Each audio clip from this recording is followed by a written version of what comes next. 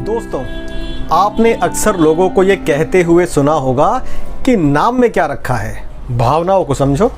लेकिन हर बार ये लागू नहीं होता और ख़ास तौर पर आपकी किताबों पर तो बिल्कुल लागू नहीं होता। क्या आप जानते हैं कि किताब का सही टाइटल उसको बहुत अधिक प्रसिद्धि दिला सकता है, जबकि एक गलत टाइटल उसको इग्नोर करवा सकता है।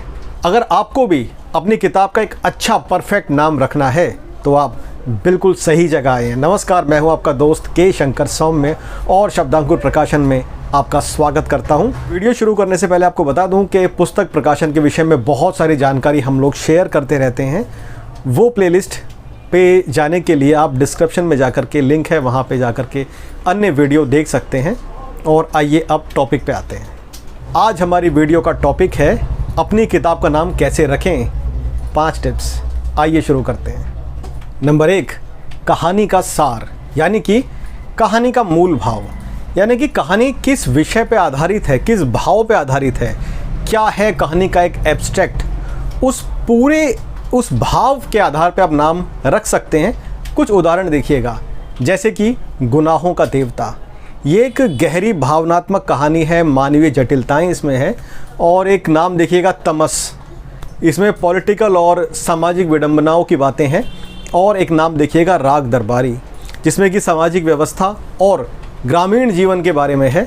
तो कई बार वो एक पूरा एब्स्ट्रैक्ट, वो पूरा एक विचार, वो पूरा एक विषय, उसके हिसाब से अगर आप नाम रखेंगे तो बहुत सूटेबल रहेगा और आपके पाठकों को वो अट्रैक्टिव लग सकता है, पाठक उससे कनेक्ट हो सकते हैं। नंबर 2, कहानी के पात्रों के नाम।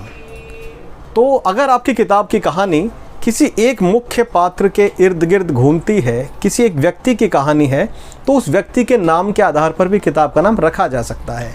उदाहरण बहुत सारे हैं, जैसे कि निर्मला। निर्मला एक मुख्य पात्र है जिसके ऊपर वो कहानी रची गई है। इसके अलावा एक पुस्तक है अनुराधा, एक पुस्तक है रश्मि, और अनेक किताबें ऐसी मिलेंगी जिसमें एक व्यक्ति के या एक महिला के या एक पुरुष के संघर्ष की कहानी को दिखाया गया है।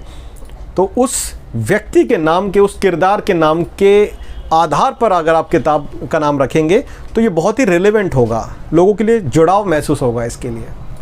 नंबर 3, कोई स्थान जिस पर कहानी केंद्रित हो। अब हम बात कर रहे हैं कोई ऐसा स्थान जहाँ पे वो कहानी घटित हो रही है, या बार बार वो ऐसा स्थान जो उस कहानी में आ रहा है। तो उस स्थान के नाम के आधार पर भी आप कोई ऐसा नाम रख सकते हैं। जैसे कि उदाहरण मैं आपको देता हूँ, बनारस की गलियाँ। यहाँ पर बनारस की पुरानी गलियों का जिक्र किया गया है पूरी कहानी में, या फिर दिल्ली की सुबहें एक उदाहरण है, जयपुर का जादू। इसी तरह कई बार कोई एक जगह, कोई स्थान, कोई ऐसा पॉइंट, ऐसी लोकेशन जो हमारी उस कहानी में आती है और कहानी उसके इर्द गिर्द घूमती है, तो उस स्थान को आप ले सकते हैं। उस स्थान के आधार पर आप एक नाम रख सकते हैं जो कि लोगों को बहुत अधिक छू जाता है।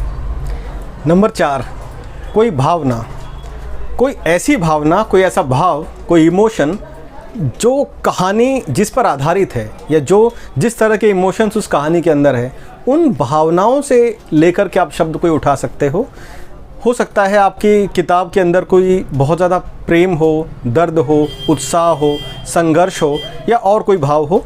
उसके आधार पर उदाहरण देखिएगा, अधूरी ख्वाहिशें, जिससे कि अधूरी उम्मीदों का पता चलता है, या फिर जज्बात, जिससे कि मन की भावनाओं का जो को दिल की गहराई से उजागर करने का एक भाव है वो पता चलता है, या फिर तेरा मेरा प्यार, जिसमें कि प्रेम की गहराई के बारे में पता चलता है।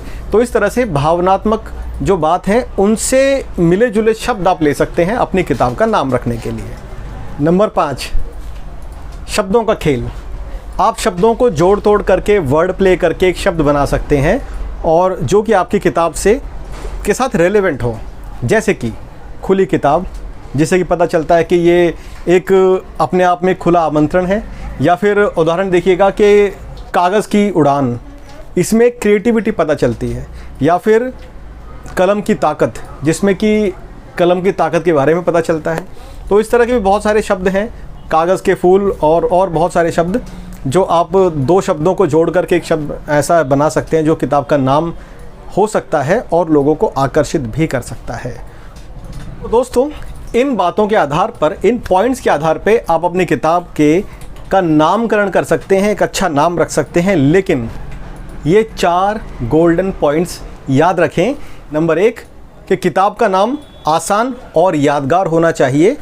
नंबर 2, किताब का नाम अन्य किताब के नामों से थोड़ा अलग होना चाहिए, यूनिक होना चाहिए, जो लोगों ने ज़्यादा सुना हुआ ना हो। नंबर 3, किताब की कहानी से जुड़ा हुआ होना चाहिए, कहानी से उसका कोई संबंध होना चाहिए।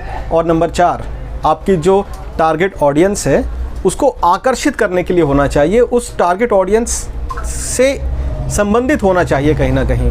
तो दोस्तों, आज हमने बात की कि किस तरह से किताब का एक अच्छा नाम रखा जा सकता है जो अधिक लोगों को पसंद आ सकता है। इन टिप्स का उपयोग करके आप अपनी किताब का एक अच्छा नाम रख सकते हैं। अगर आपको ये वीडियो उपयोगी लगी है तो आप चाहे तो अपने विचार लिख करके हम तक कमेंट के माध्यम से भेज सकते हैं। आप चाहें तो इसको लाइक भी कर सकते हैं और हमें सब्सक्राइब भी कर सकते हैं, ताकि इसी तरह की बहुत सारी ज्ञानवर्धक अच्छी अच्छी वीडियो आप तक पहुंच सकें। और आपकी पुस्तक प्रकाशित करने के लिए हम क्या सहायता कर सकते हैं वो जानने के लिए आप डिस्क्रिप्शन में जाएं और हमसे संपर्क करें। आप दीजिएगा इजाज़त, मिलेंगे अगली बार। बहुत बहुत धन्यवाद आपका। थैंक यू सो मच, शुक्रिया।